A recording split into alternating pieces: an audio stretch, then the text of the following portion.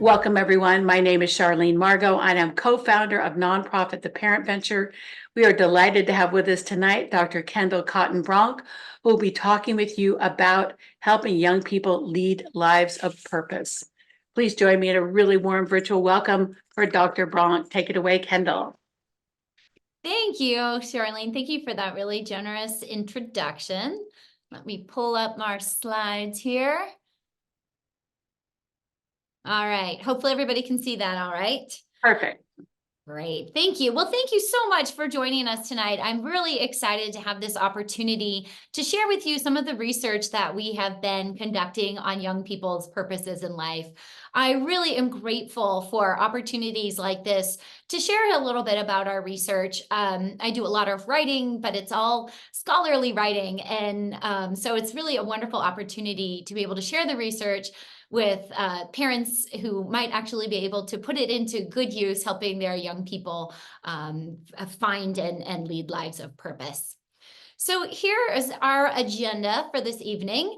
I'm going to divide this talk into sort of three sections. First, I'm going to talk just a little bit about what it means to lead a life of purpose. How do we think about that construct, especially when we are engaged in conducting scientific research on the topic?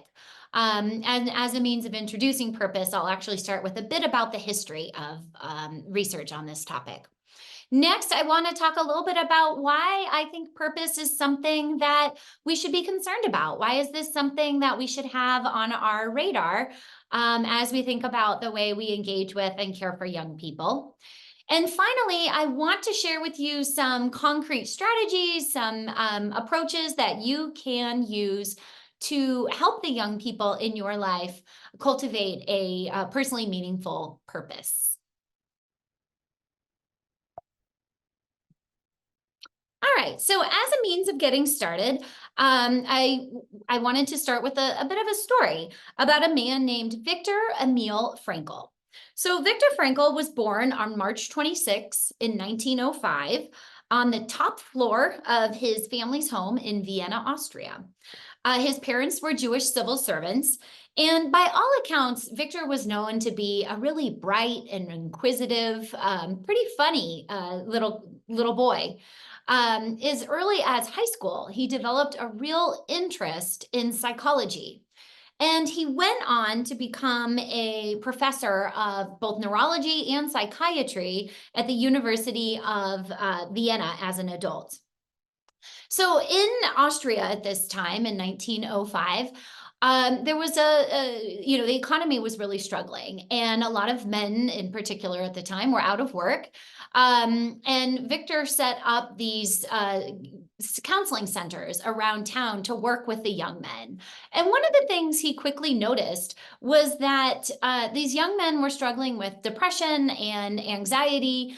And he really attributed their mental health challenges to a lack of purpose.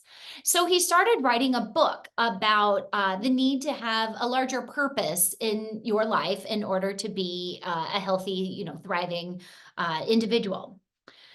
So at the age of 36, Viktor Frankl met and married the love of his life, Tilly Grosser. Now, at this time, it was 1941, and the Nazis were invading Austria. And so just a few months after they got married, after they found out they were expecting a new baby, Viktor and his wife, Tilly, were arrested by the Nazis and taken off to Auschwitz. So Tilly was forced to abort her child, and Viktor's manuscript, the one that he'd been working on about the importance of leading a life of purpose, it was destroyed. So Viktor remained at Auschwitz for several months, but Tilly was quickly moved to another camp, to Bergen-Belsen, where tragically she died at the age of 24.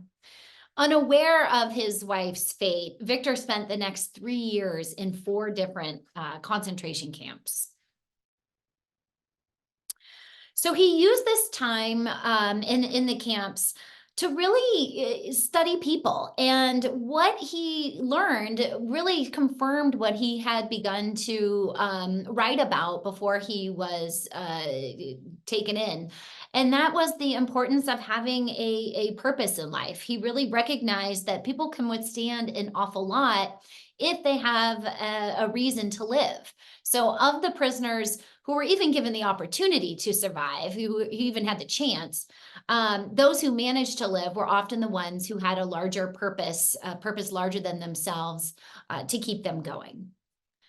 So later on, Viktor Frankl wrote, quote, "A man who becomes conscious of the responsibility he bears toward a human being who affectionately waits for him, or to an unfinished work, will never be able to throw away his life. He knows the why for his existence and will be able to bear almost anyhow." So, although he wrote in the non-degenderized language of the day, his words were really pretty powerful, and they applied to him as well. While he was in the camps, he actually came down with typhoid fever. And to keep himself alert and alive, he began stealing small scraps of paper and rewriting his manuscript, or at least little sections of it. Finishing his book and returning to care for his life, he of course, or for his wife, he really obviously didn't know that she had died, provided him with a reason to live. And on April 27th, 1945, the final camp that Viktor Frankl was in was liberated by the Americans, and he was freed. So, upon being freed from the concentration camp, Viktor Frankl was finally able to publish his book on purpose. He wrote the book in just 9 days, having thought it through so carefully while he was a prisoner in the concentration camp. Man's Search for Meaning was published in Austria in 1946. Since then, the book has gone on to be translated into more than 24 languages. It's sold more than 10 million copies, and the Library of Congress identifies it as one of the 10 most influential books in the US. It's a short book, and it's really powerful. If you haven't had a chance to read it, I highly recommend it. So I share Frankl's story with you for a couple of reasons. In part because I think his purpose in life, sharing this, the importance of leading a life of purpose, it's really inspired my own work and my own purpose. And this is really where the research, psychological research anyway, on purpose got underway.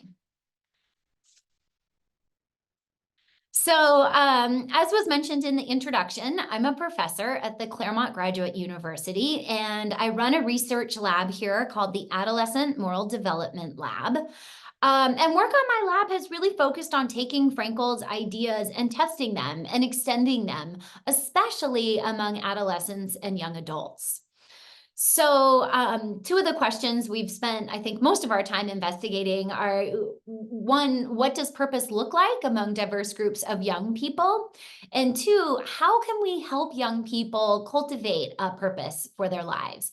So, lots of research on, we have a website. I will include that at the end of the presentation, and you're more than welcome to go look at that for more information about our research on that first topic, which is what does purpose look like among diverse groups of young people. And tonight, I'm really going to focus a bit more on what we've learned about the second question, which is how can we intentionally engage with young people in ways that help them cultivate a purpose for their lives. So we began this research really about almost 20 years ago. And one of the first more than 20 years ago. And one of the first things that we had to figure out as we were getting going on this research is what exactly constitutes a purpose in life. So we all really have our own understanding of what it means to lead a life of purpose. But if we're going to conduct really rigorous scientific research on the topic, we need to have a definition that is really clearly laid out and that we can operationalize or use in empirical research. So we want to, we need aspects of the definition that we can measure and assess. Based on that, we propose the following definition. A purpose in life is a long-term, forward-looking intention to accomplish something that is both personally meaningful and inspired by a desire to make a difference in the broader world. So, this definition of purpose is definitely inspired by the work of Viktor Frankl. And I think there's three important dimensions of this definition to really highlight. The first is that a purpose in life, it's a goal of sorts. It's like a long-term, far horizon aim that inspires us to make progress towards it. So I think it's important to note that a purpose in life is a goal, but it may not be a goal that's ever fully achievable. However, it is one towards which we can at least make some progress. So that's the first part. A purpose in life is a goal of sorts. Second, it's not just any kind of goal, but it's a really personally meaningful goal. It's something that matters so much to us, in fact, that we don't just dream about it. Instead, we are willing to invest our time, our effort, and our personal resources in making progress toward it. So I think this is an important distinction. A purpose in life, it's not just a dream or something we think about. Instead, it's something we're really actively engaged in working on and working toward. So that's the second component. Purpose is really personally meaningful. And then the third is that a purpose in life is inspired, at least in part, by a desire to contribute to the broader world. So it's the way that we want to leave our mark or use our skills and talents to make a meaningful difference in the world beyond ourselves. And this beyond the self component is really important because it means that purpose is not only beneficial to the individual, as I'll talk about in a minute, but also to the broader society, to the families and the communities that are the beneficiaries of purposeful activity. So, taking this all together, we find that individuals find purpose in areas where they're able to apply their special skills and their talents in making a really personally meaningful difference in the world beyond themselves. And based on this definition, our research finds that young people today, they lead lives of purpose in a range of different activities. So for example, individuals find purpose in serving their families. That's probably the most common purpose for young people today. They also find purpose in pursuing careers that enable them to make a really personally meaningful difference in the broader world through their work. People find purpose in supporting social and political change, in serving their communities, in living out the tenets of their religious faith, and even in creating new and often perspective shifting works of art. So lots of different ways that young people can lead lives of purpose. All right, so I hope at this point that it is clear to you what I mean when I talk about a purpose in life. And now I want to talk a little bit about why a purpose is something that I think we should care about. Why is this something that should be on our radar? Why is it something that we should take steps to cultivate in the lives of young people? Well, so Frankel was really interested in understanding how a purpose could help people survive. And that is obviously really important. And there's been a lot of empirical research that really underscores his research. You know, he suggested that a purpose in life was really important to ward off negative mental states like depression, loneliness, anxiety. And there's a lot of research just that since then has really confirmed his suspicions. Indeed, purpose does help ward off these negative states, and it is associated with lower rates of suicide ideation as well as suicide behavior. So, purpose is essential to our survival. And more recently, research has looked at the ways in which purpose not only helps us survive, but helps us thrive. And it turns out that leading a life of purpose is associated with a broad range of indicators of psychological health. So individuals with purpose report being more hopeful. They report more positive affect and greater satisfaction with their lives. So lots of ways in which purpose supports positive mental health. And I think that's an important reason for us to take a look at purpose. Um, it's also been associated with a range of physical health indicators. So, for example, compared to individuals who lack a purpose in life, those with purpose report better cardiovascular functioning, better sleep. So, individuals with purpose report fewer sleep disturbances at night, lower rates of chronic pain, and even greater longevity. So, individuals with purpose lead longer lives, which I think is really interesting. Beyond that, purpose is also associated with indicators of academic success and with professional achievement. So, purpose is associated with things like grit. We are more likely to kind of stick with the hard stuff if we have an idea of what it is we're working toward and if what we're working towards is really meaningful to us.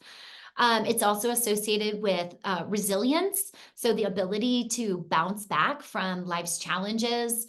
Um, and with finding meaning in our work. So it turns out if we know what it is that we're working for in the long run, especially in school contexts, it's easier for young people to report, or young people are more likely to report that the schoolwork is really meaningful when they can see how doing the schoolwork helps them achieve or make progress towards a personally meaningful aim.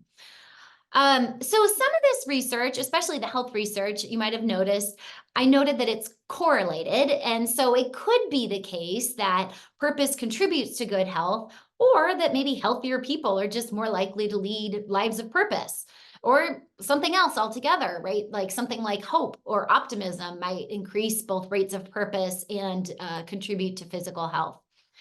But there's been a number of studies that have tried to kind of tease this out. And I think they really come to the conclusion that purpose contributes to or helps cause these positive physical health outcomes. So, for example, there's some epigenetic research. And we know that the way that we live our lives influences the way that our genes express themselves. And so the ways that individuals with purpose lead their lives tends to call forth a really healthy immune response. And genetic response, excuse me, a genetic response that is associated with greater immunity. Beyond this, other research has looked at self-reported health activities. So it turns out that compared to other individuals who lack a purpose in life, those with purpose, they do more health-sustaining behaviors. They see the doctor, they eat their veggies, they get enough sleep, they exercise regularly. So that seems to be one other avenue through which purpose might actually contribute to these positive health outcomes. And then finally, this research on sleep. So it turns out, like I said, that individuals with purpose report fewer sleep disturbances at night. And of course, through sleep is associated with a broad range of both physical and psychological health outcomes. So I think when we look at the body of research taken together, there's really pretty strong evidence that purpose is not even just correlated with these positive health outcomes, but that it actually helps support and contribute to them. So I think for these reasons, leading a life of purpose is really a good thing. It's good for our psychological health, our physical health, our academic and professional health. There's even research that suggests it supports social connections. And so for these reasons, I think focusing on purpose and studying purpose and understanding how we can help cultivate it is a worthwhile endeavor. So, despite the many benefits associated with leading a life of purpose, the experience is actually fairly rare. In fact, across the lifespan, only about 1 in 10 early adolescents reports leading a life of purpose. Maybe 1 in 5 high school young people, and about 1 in 3 young adults reports leading a life of purpose. And research looking across adulthood, that 1 in 3 statistic remains pretty stable. It varies from about 30% to 33%. But what that means is that all across the lifespan, the experience of leading a life of purpose is really the exception rather than the rule.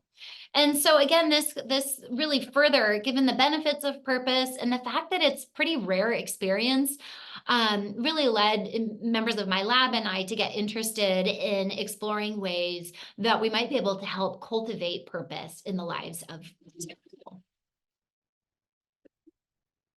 And I should say, we intentionally chose to engage in efforts to cultivate purpose among young people because it turns out that this is a really developmentally appropriate time to engage with youth. So if we think about children, right, we don't really expect children to be making long-term commitments in their lives. They're not cognitively equipped to really engage in the sort of hypothetical, deductive reasoning that purpose requires. They're not likely to think about abstract reasoning issues like homelessness or environmental concern, and I just don't think we would want children making these really lifelong or long-term commitments just yet. But once young people get into adolescence, what we find is identity development is really one of those developmental milestones associated with adolescence. So during identity development, young people are really exploring, who am I? Who do I want to become? And it turns out that tied up in those questions, those are really sort of the identity questions, is this question of, what do I want to accomplish in my life? Which is really the purpose question. So given that purpose, there's been a number of studies that find that as young people make more progress in searching for and committing to different elements of their identity, they also tend to make more progress in searching for and committing to purpose in life. So these two seem to be sort of inextricably intertwined. And for that reason, we thought that adolescence, given the developmental appropriateness, adolescence is really a key time for us to engage in activities designed to sort of cultivate the purpose in life.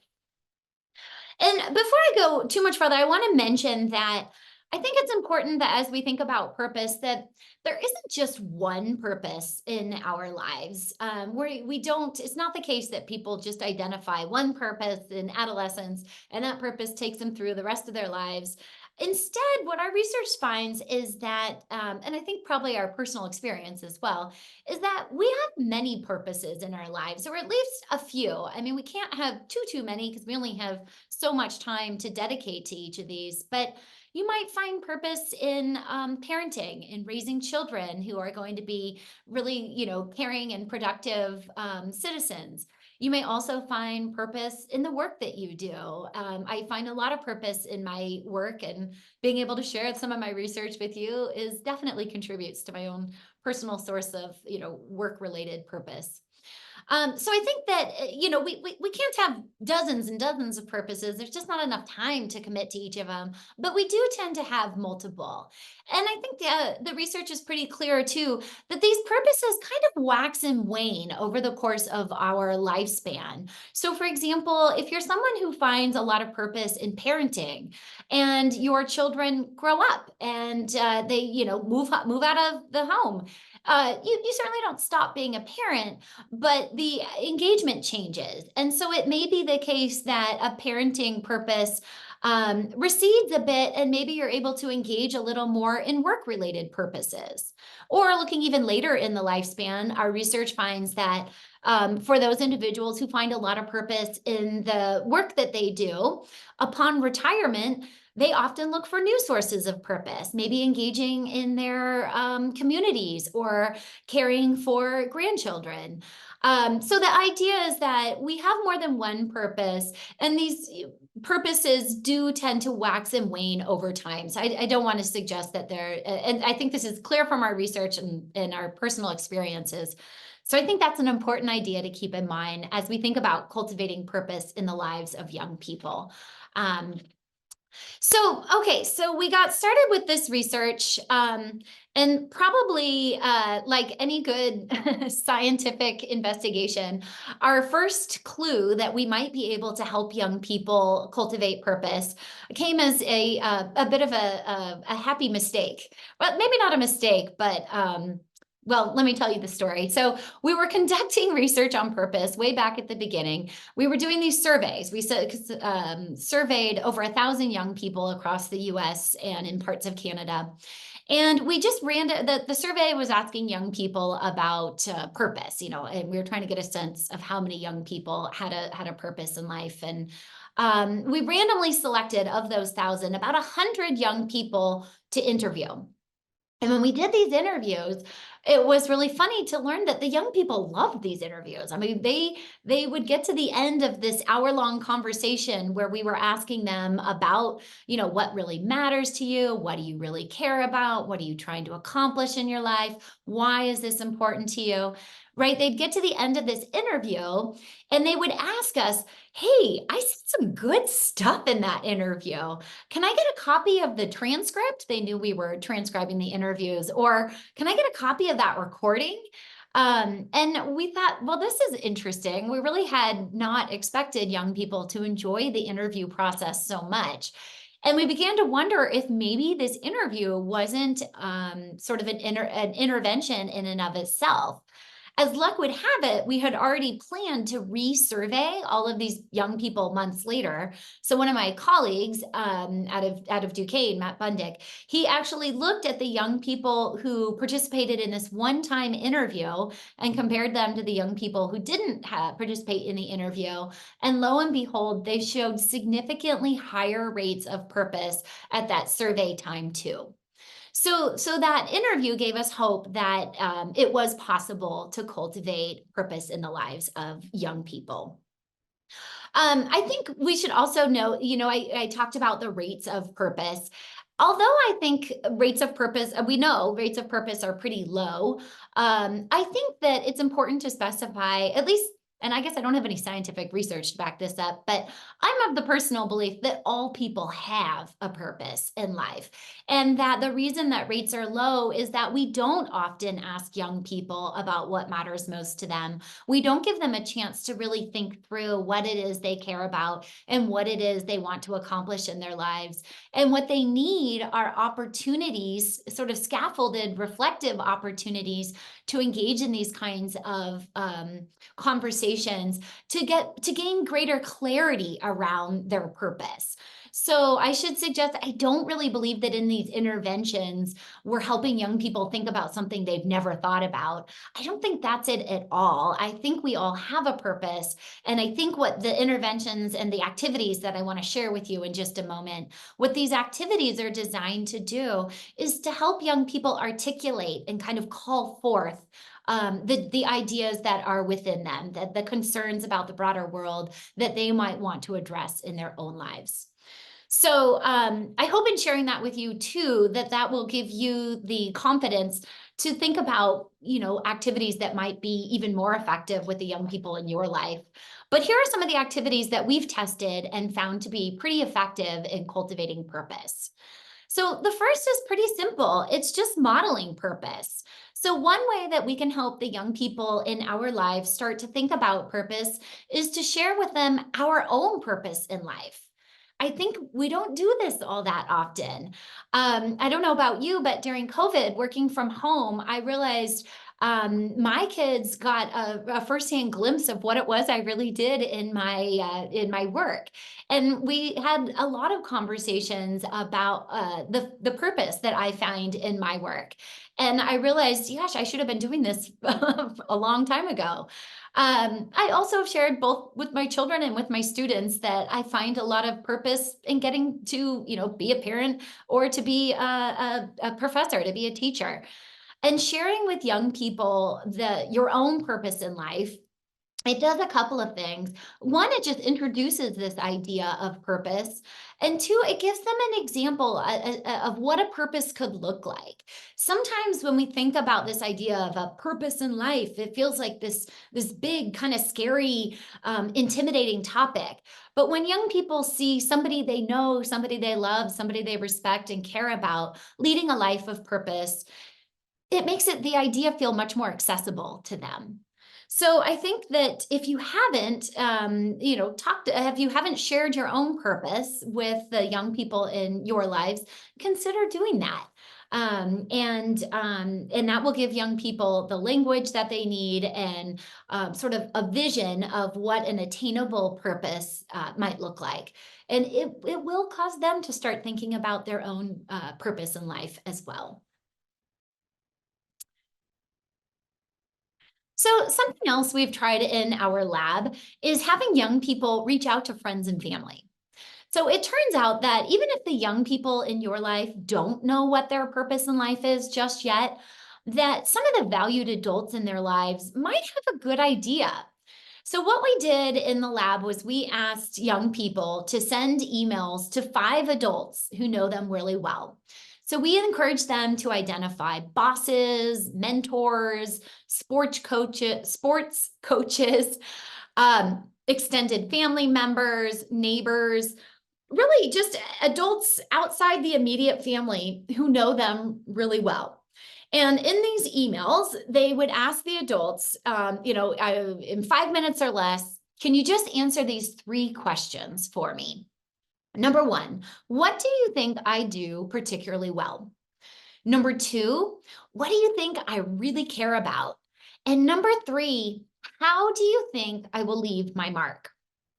So what happens, hopefully, is and what we found in the lab was the adults would send responses that that would get the young people thinking, that they would help the young people better think about, okay, well, gosh, everybody keeps saying this is really one of my strengths, and that this is how I'm going to leave my mark, and it really helped get the young person sort of thinking about this as a realistic possibility. Um, I will say that if you have a young person and you want to encourage them to do this, make sure that they reach out to people who will get back to them. Every once in a while, people don't get responses, and that can be kind of demoralizing. So I think as the parent, your role is not necessarily to answer the questions for the young people, but to maybe reach out or help the young people reach out to adults who are likely to respond. Because when they do get this feedback, it can be really enlightening, really eye-opening for the young people.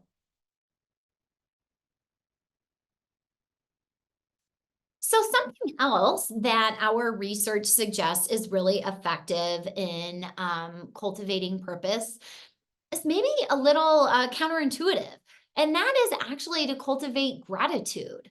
So it turns out that I've done hundreds, I don't know, maybe 1,000 at this point, of interviews, conducted interviews with young people in all different walks of life.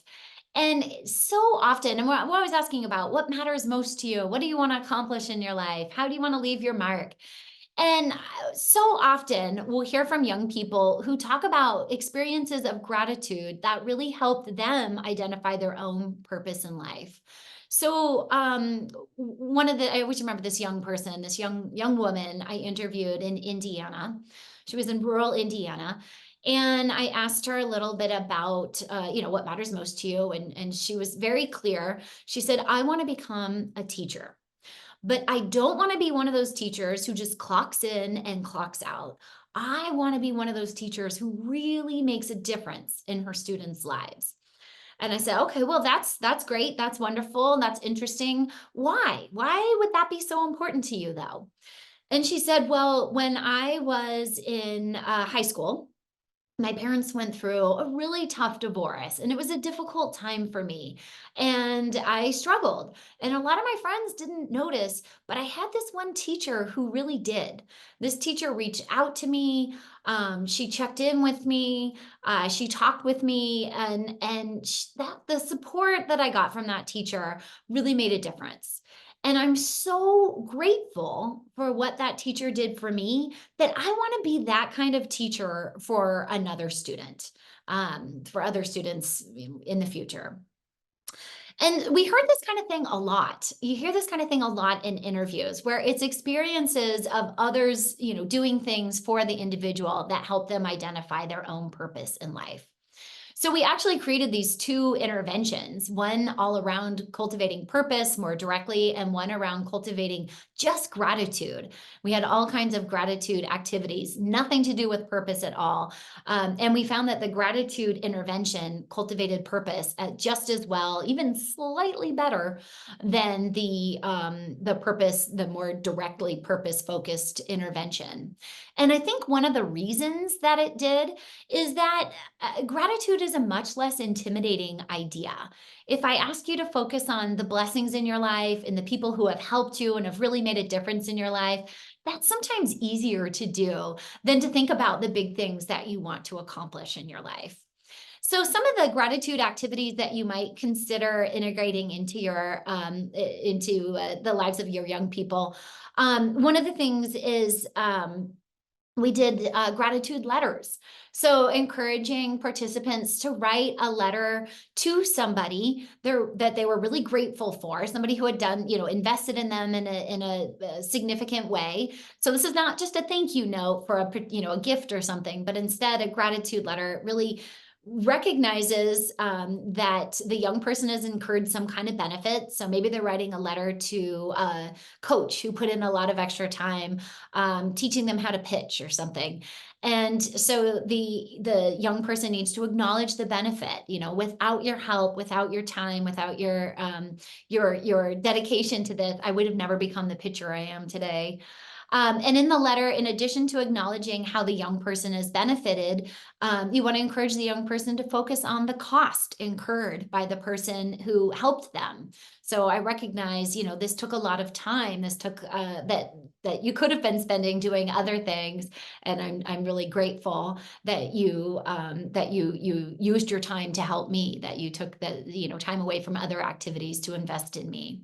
And the third component of this letter is to really recognize that the person providing the help, they could have provided this help to anybody, but they chose you. They chose this particular young person, and acknowledging the gratitude for that is really important.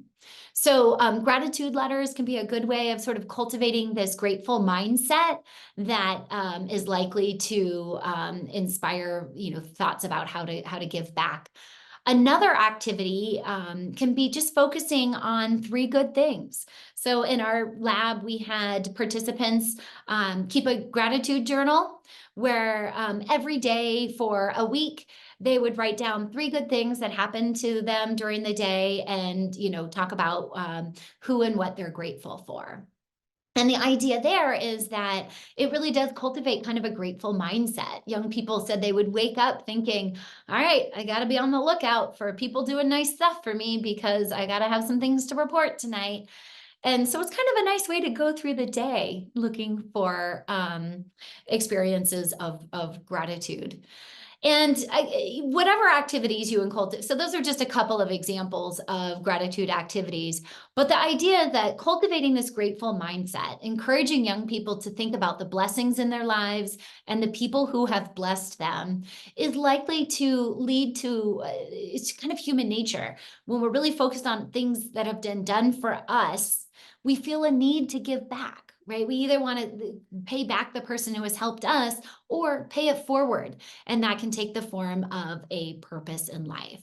So cultivating gratitude in the lives of young people is another indirect but very effective way of helping to encourage them to reflect on their purpose in life. Okay.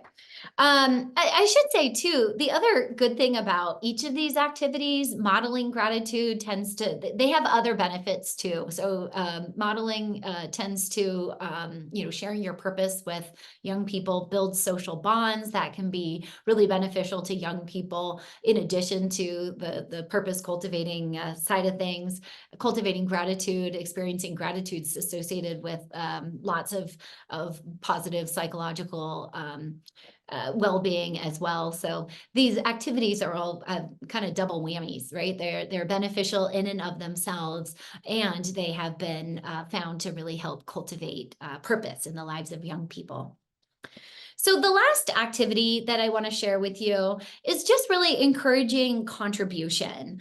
And so by this, I mean helping young people see how they can be of service to the broader world. So sometimes young people will say things like, oh, this is great and all, but I'm 15. What can I really do? How can I really make a difference? Well, getting young people out into the community and engaging in service work allows them to see firsthand the difference that they can make, the way that they can have an impact on the world beyond themselves, whether that's to their families or to their communities or even further afield than that.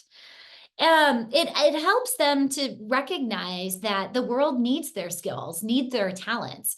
And this helps to build a really strong and healthy sense of self-confidence when they realize that, yeah, I really do have skills that the world needs. It's a really healthy sense of self-confidence. It also tends to build all kinds of responsibility, social connection. So this, like the other activities, there are benefits to encouraging contribution in and of itself, but it also can contribute to the development of purpose. There are a couple of caveats here. For service activities to be really effective in cultivating purpose, two things. Number one, they need to be voluntary. Now, they can actually be required, but I guess what I should say is young people need to have some say, some choice in how they're going to contribute to the broader world. So, just requiring everybody to go on a beach cleanup is probably not going to have the same impact as helping a young person really think about what matters to you and how can you engage in a way that matters to you. So giving the young people, the agency and the autonomy to identify ways of contributing that are personally meaningful. That's the first part. That's the first caveat here that makes this a really effective activity. The second caveat is that you really want to encourage reflection. Sometimes in our lives, especially in the lives of busy young people, they can run out, do their thing in an hour and run on to the next activity. And it doesn't seem to have that service activity. It doesn't seem to have the same impact if they aren't given the opportunity to reflect on it. So encourage the young people to talk about it. What was it like when you were out there, working as a peer mentor or providing tutoring services to younger people in your school district, right? How did it feel? What did you like about it? What didn't you like about it? How did you think the young people, the other people responded? What difference do you think you were able to make? But that reflection is really key. It's really key to helping the young person begin to see themselves as somebody who can have a real positive impact on the broader world. And this idea of contribution is really sort of at the heart of purpose. All right, so I think we are getting there time-wise. So I want to wrap up sort of where we began, which is with Viktor Frankl. So I love this quote from his book, and it says, quote, "One should not search for an abstract meaning in life. Everyone has his own specific vocation or mission in life to carry out a concrete assignment which demands fulfillment. Therein, he cannot be replaced, nor can his life be repeated. Thus, everyone's task is as unique as is his specific opportunity to implement it." So I love this quote. I find it very inspiring as we think about cultivating purpose in our own lives and also in the lives of the young people that we care about. Purpose in life is a very concrete activity that we can engage in, and hopefully a very meaningful one. So thank you so much for your time, for your attention. And I think we have a little time left for questions. Well, thank you so much, Dr. Bronk, for an inspirational talk. We've invited you back over the years because of all the things that we talk about that really can make a difference in the lives of youth. We think this purpose, gratitude, is one of the very top three.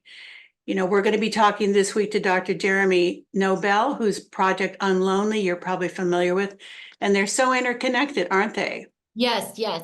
And I feel like a lot of these activities, service learning, reaching out to friends and family, I have this also benefit of belonging, helping young people find out where they belong, how they fit in. Yeah, I agree. Oh, one quick question here. What is the name again of Viktor Frankl's book? Oh, it is Man's Search for Meaning. And I hope you enjoy it. I find it such a treat. I've read it and reread it. And as I go look through my old copies, I realize I've got almost more highlights than not highlights, which of course defeats the purpose. But I feel like there's so many wonderful gems in there. So I hope you'll enjoy it. That's wonderful. I was that kind of college student. All my books were highlighted. Yeah, but so highlighted that at some point it kind of loses its. Exactly, That's exactly. So much okay. for learning by highlighting. So, Kendall, when we last met, it was smack in the middle of the pandemic, and you said that you were actually seeing an increase in the number of students interested in talking about purpose. Are you still seeing that as we come out of the pandemic? Absolutely. There was a really recent Gallup poll done through, well, along with Bates College just recently. They did a poll of a nationally representative sample of young people. And one of the most important things that emerged was this interest in purpose. So young people, they were looking at college students, and in particular, I think it was 80% of the young people they surveyed mentioned that it was either very or extremely important for them to pursue careers that enable them to lead lives of purpose. So I think that that purpose is really important to this generation in a way that it maybe hasn't even been in or has, you know, even more so than it has in earlier generations. This is a very purposeful group of young people. So That's so interesting. And getting to study purpose through a pandemic. I mean, that in itself is a pretty good research study. yeah. A lot of people, a lot of research is actually just now coming out about purpose during the pandemic. And it turns out that young people with purpose tended to navigate the pandemic a little better. They were a little more resilient. They tended to be a little more socially connected. And, you know, it was hard because, well, and the pandemic was difficult for everybody. I think we've all seen the rates, well, probably of depression and anxiety among young people. It's it was really gut wrenching. I will say it seems to be the case that we're returning to pre-pandemic levels, which are still not great, not where we want to be, but at least not at the dire state during the pandemic. But arming young people with a really clear perspective on what it is that they want to accomplish in their lives seems to position them well to thrive in and out of a pandemic. That's so important. Thank you. So that really is related to our first question here. And thank you, everyone, for the great questions. The writer asks, has the percentage of people acknowledging purpose across the lifespan changed over the last few decades? And are you seeing lower levels of purpose than before the current mental health epidemic? You're actually saying higher, aren't you? I'm saying at least it's returned to where it was before the pandemic. The truth is that is a really wonderful question. And it's a question I have as well. My sense is that rates of purpose are higher today than they were 10 and 20 years ago. But the truth is we don't have the research. This body of research is quite new. Like I said, we didn't even start looking at purpose. I mean, Viktor Frankl started looking at it way back when in 1945 1950s. But the problem is there wasn't research done, and the research really didn't get underway until the early 2000s, Oh, which wow. means it's really only been the last couple of decades that we've been able to look at it. So we just need more research. My sense is that this generation is really more concerned about leading a life of purpose than previous generations. But I honestly don't have the research to back that up because it just hasn't been conducted. So there are lots of longitudinal studies underway now. So in 10 more years, we might have a better answer to that question. We'll be back. We'll be back, There Dr. you go. Okay, I just love these questions. Here's a good one. You know this because you have young people at your house. How do you start the conversation of purpose with your young person? I'm having visions of eye rolling. Yeah. Yeah, I get it. I get it. I've got two teenagers at home, as Charlene was suggesting. You might be surprised. I like the really gentle introduction of modeling your own purpose rather than asking a young person to start talking about their own purpose in life, just sharing with them that, I love being your parent and I find a lot of purpose in helping you be the best person you can be. And what a joy it is to get to parent you. And, sometimes it's hard to say these things, but when I have said them to my children, I've found they're pretty responsive. Sometimes they don't say anything, but I know they're thinking about it. And I think that those kinds of sort of gentle introductions help help the young people start thinking about purpose, even if they don't, immediately figure it out. I will say too that yeah, so just this idea, and again, this idea of maybe putting them in touch with friends and family. Adolescents in particular are really tuned into the broader world and what the broader world thinks of them, right? They're trying to figure out, where do I fit in? And so feedback from a parent is definitely important, and sharing with them what gives, your life purpose is an important way of sort of sharing that. But it can be hard to have these direct conversations with your own children. And this is where you might help as you're getting a sense, like, my son or daughter might be really interested in X, trying to connect them with other people outside the home who can help them learn more about it. You might find, and maybe you've had this experience, where you tell your child, boy, you are so good at fill in the blank. You should really think about this. And it's kind of in one ear and out the other. But then the neighbor says that, or the teacher says that, or a coach says that, and the kids really glom onto it. And so this is where I think as a parent, you can kind of be, subtly direct your young people to people outside the family who might be able to help them cultivate a budding interest that could turn into a purpose. So I hope that's helpful, because I agree, it is not always easy to have these conversations with our own children. But I think every child likes to hear that we as parents appreciate and are grateful for being their parent, right? Yeah, I, yeah, yeah, I've said those things, and now my daughter's in her early 30s, and she'll call and say, "No, I like calling you. I like talking to you every day." yeah, So, yeah, you yeah. know, And it, sometimes we think they know it, but actually saying it can be kind of powerful. I totally agree. I will say too, just totally anecdotally, my daughter's a senior, so we've been totally caught up in the whole college search.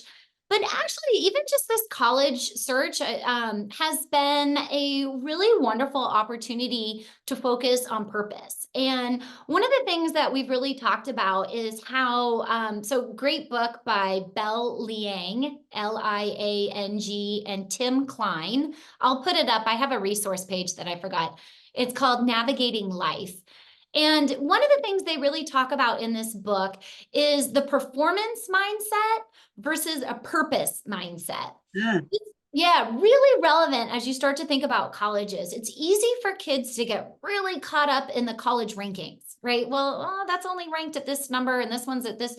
And the idea is that our broader society really encourages what Liang and King or Klein call a performance mindset, which is the idea that it's kind of a zero-sum game, and we've got to compete to get ahead. And that if other people do well, we're not going to do as well.